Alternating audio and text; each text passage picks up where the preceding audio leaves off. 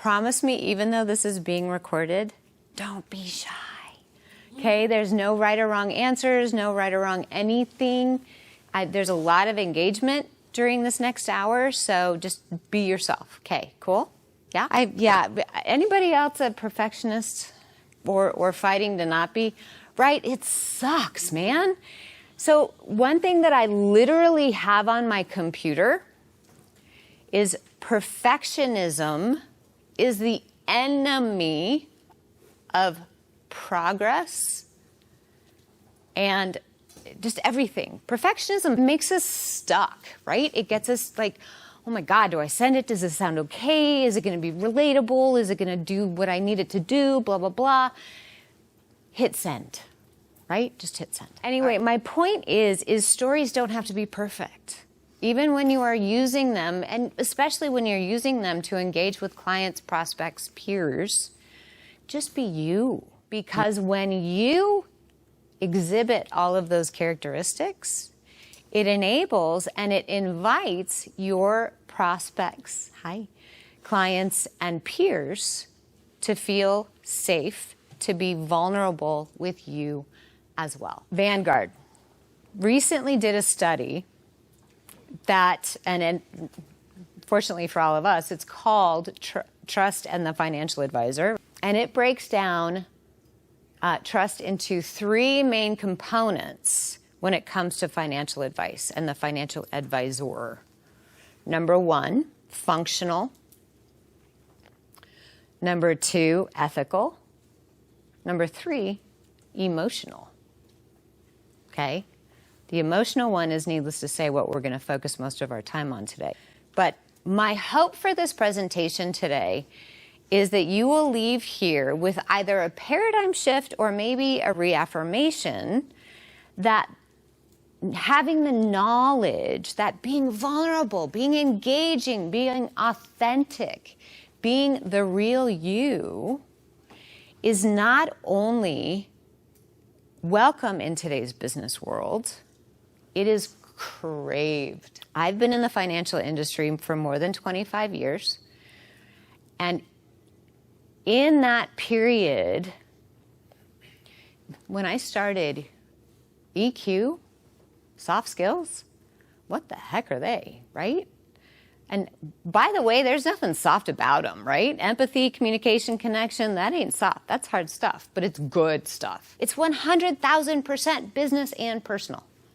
If anybody tells you otherwise, have them talk to me. But I, because of that story, am now able to engage people with some pretty real skin in the game, right? Did everybody hear what he just said, what Casey just said?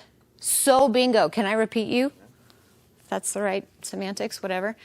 Casey, in all of his wisdom, just stated one of the biggest mistakes, in my opinion, we make as advisors, potentially, is when a client, prospect, anyone that you're trying to engage with tells a meaningful and very real story for them, which they're the ones that matter, right?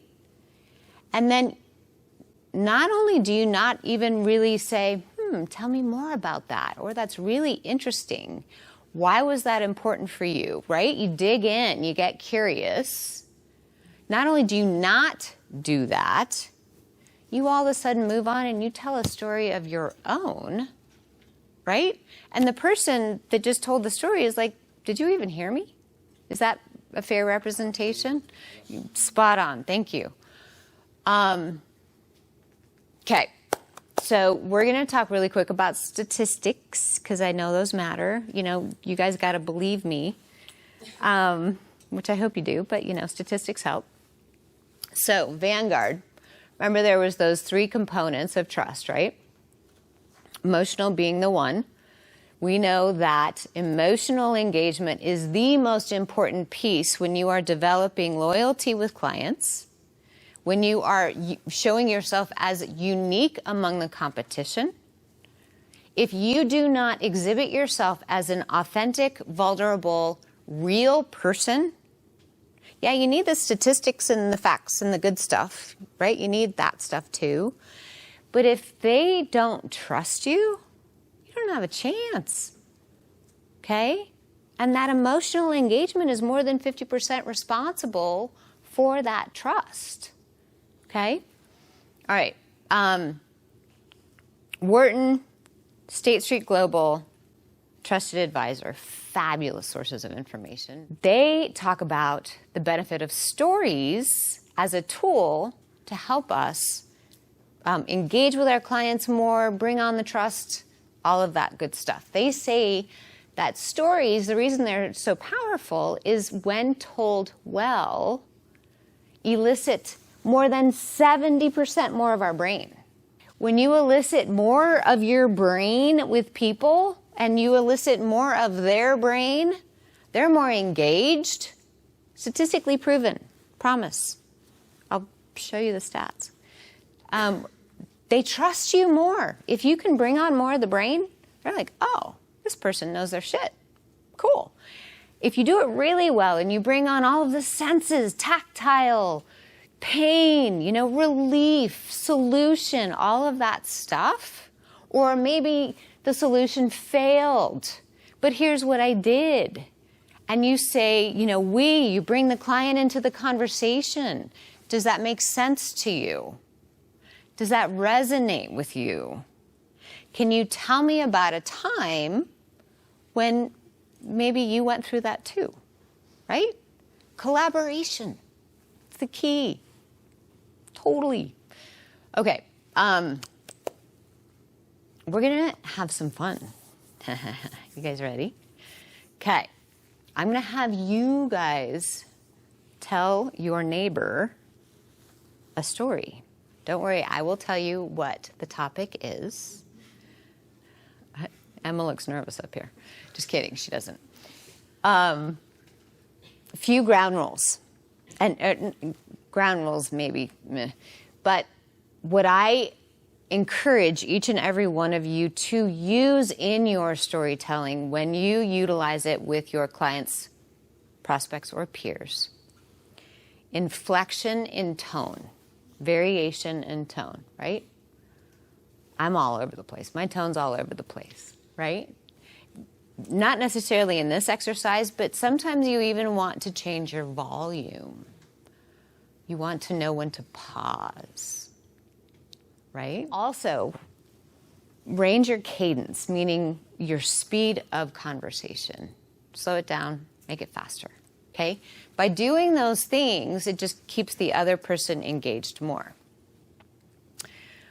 We're going to talk about something completely not business related, but at the end, I'm hoping there will be a couple of brave souls that will, no, you don't have to tell the story in front of everyone, but I'm hoping what you will do is share how it felt to get kind of vulnerable in a business setting. Okay? So we're going to do 2 minutes. Each person find a pair. 2 minutes each. I'll time you. I can tell all of you are like, what's the topic? Oh, crap. Tell me about your first kiss. Everyone's face is so red right now. It's so funny. Ooh, yay! Was that fun? Okay. Do you know each other, like maybe a little bit way more better than you thought you would? Way more. All right. But you did it. You owned it. And how do you feel about it now? Are you like, yay, I did that. I got vulnerable. No, I'm still nervous. Okay.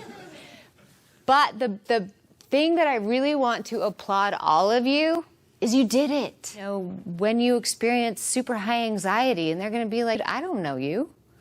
I'm not going to share that with you. And you're like, okay, I'll go first. Okay? That's how you break the ice. Promise me that you do it because it works. I swear it works. And it doesn't matter if it's the very first outreach or the 100 millionth. It doesn't matter if it's a client you've had for 10 years or someone that you're just now meeting for coffee.